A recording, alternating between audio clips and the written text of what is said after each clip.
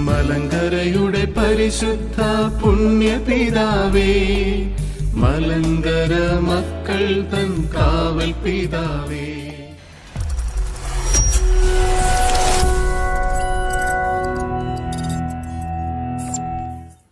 കർത്താവിനാൽ ഏറ്റവും സ്നേഹിക്കപ്പെട്ടവരെ, പുനരൈക്യ പ്രസ്ഥാനത്തിൻ്റെ ശില്പിയും മലങ്കര കത്തോലിക്ക സഭയുടെ ഉപജ്ഞാതാവുമായ ദൈവദാസന്മാർ ഇവാനിയോസ് പിതാവിൻ്റെ 72ാം ഓർമ്മത്തിരുന്നാൾ നാം കൊണ്ടാടുകയാണല്ലോ. ദൈവത്താൽ തെരഞ്ഞെടുക്കപ്പെട്ട ഒരു വ്യക്തി ആഗോള കത്തോലിക്ക സഭയുമായിട്ട് സഭയെ ഒന്നിപ്പിക്കുവാനുള്ള പരിശ്രമത്തിൻ്റെ പൂർത്തീകരണമാണ് ധന്യന്മാർ ഇവാനിയോസ് പിതാവിലൂടെ നിറവേറിയതെന്ന് നമുക്ക് കാണുവാൻ സാധിക്കും. ഈ ഒരു ദൗത്യം പൂർത്തീകരിക്കുവാനായിട്ട് വന്യപിതാവ് ധാരാളം പ്രയാസങ്ങളിലൂടെയും ആകുലതകളിലൂടെയും കടന്നുപോയിട്ടുണ്ട്. എന്നാൽ ദൈവത്തിൻ്റെ കൃപ അദ്ദേഹത്തോടുകൂടി ഉണ്ടായിരുന്നു. പ്രയാസങ്ങളിലും ആകുലതകളിലുമെല്ലാം ദൈവത്തിൻ്റെ കൃപാവരം ലഭിച്ച വലിയ ഒരു വ്യക്തിത്വമായിരുന്നു ദൈവദാസൻ മാർ ഇവാനിയോസ്. വന്യപിതാവിൻ്റെ ജീവിതം അത്ര എളുപ്പമുള്ള ഒന്നായിരുന്നില്ല. ആദ്യ കാലഘട്ടങ്ങളിൽ അറിയപ്പെടുന്ന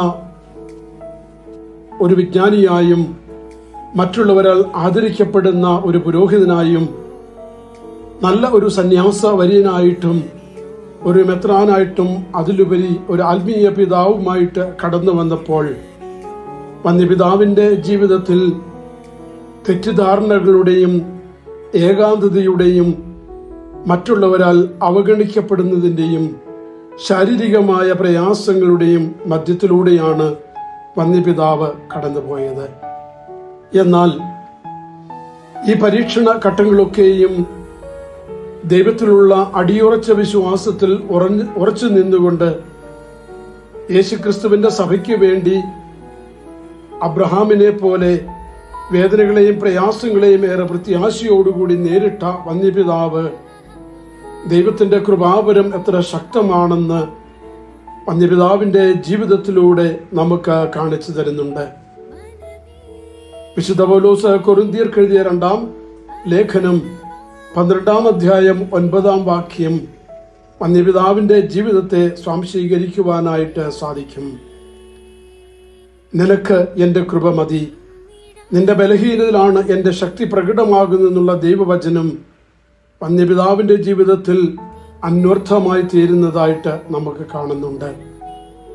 മറ്റുള്ളവരാൽ അകറ്റപ്പെട്ടപ്പോൾ, സ്നേഹിതന്മാര് തന്നെ ഉപേക്ഷിച്ചു പോയപ്പോൾ, പുനരൈക്യം എന്നുള്ള വലിയ ദൗത്യം ഏറ്റെടുക്കുവാനായിട്ട് ആഗോള കത്തോലിക്ക സഭയുമായിട്ട് ഐക്യപ്പെടുവാനായിട്ട് വന്യപിതാവ് എടുത്ത ധീരമായ പ്രേക്ഷിത ദൗത്യം ഏറെ ശ്ലാഘനീയമാണ്.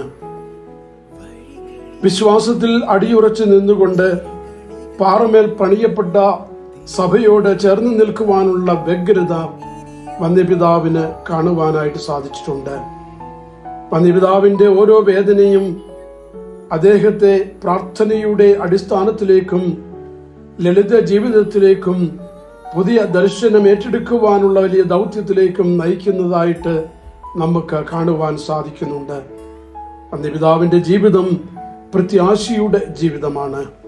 നമ്മൾ ഓരോരുത്തരും വന്യപിതാവിൻ്റെ തിരുനാൾ ആചരിക്കുമ്പോൾ ഈ പ്രത്യാശ നിറഞ്ഞ ജീവിതത്തിലൂടെ മലങ്കര കത്തോലിക്ക സഭയിലെ അംഗം എന്ന നിലയിൽ പ്രാർത്ഥനയിലൂടെ മുന്നോട്ട് കടന്നു പോകുമ്പോഴാണ് അത് ഉറച്ച പാറമേൽ പണിയപ്പെട്ട ഭവനമായിട്ട് നമ്മുടെ മുമ്പിൽ പ്രത്യക്ഷപ്പെടുന്നത്. വന്യപിതാവിനെ അനുസ്മരിക്കുന്ന ഈ സമയത്ത് നമ്മുടെ വേദനകളിലും പ്രയാസങ്ങളിലും നമ്മൾ തളർന്നു പോകാതെ ദൈവത്തിലുള്ള ശരണത്തിലേക്ക്, ആ വിശ്വാസ ചൈതന്യത്തിലേക്ക് കടന്നു വരുവാനായിട്ട് വന്യപിതാവ് നമ്മളെ ആഹ്വാനം ചെയ്യുകയാണ്. വന്യപിതാവ് വിശ്വസിച്ചതുപോലെ നമുക്കും യേശുവിൽ വിശ്വസിച്ചുകൊണ്ട് സഭയെന്നുള്ളത് വിശ്വാസമാകുന്ന പാറമേൽ പണിയപ്പെട്ട ഒന്നാകുന്നുവെന്നും വിശുദ്ധന്മാരുടെ കണ്ണുനീരുകൊണ്ടാണ് അതിനെ നട്ടുവളർത്തിയതെന്നുമുള്ള വന്യപിതാവിൻ്റെ ചിന്താഗതി നമ്മുടെ വിശ്വാസ ജീവിതത്തിന് അടിസ്ഥാനമായി പരിണമിക്കട്ടെ എന്ന് പ്രാർത്ഥിക്കുന്നു. ഈ തിരുനാളിന്റെ എല്ലാ നന്മകളും ഏവർക്കും സ്നേഹപൂർവ്വം നേരുന്നു.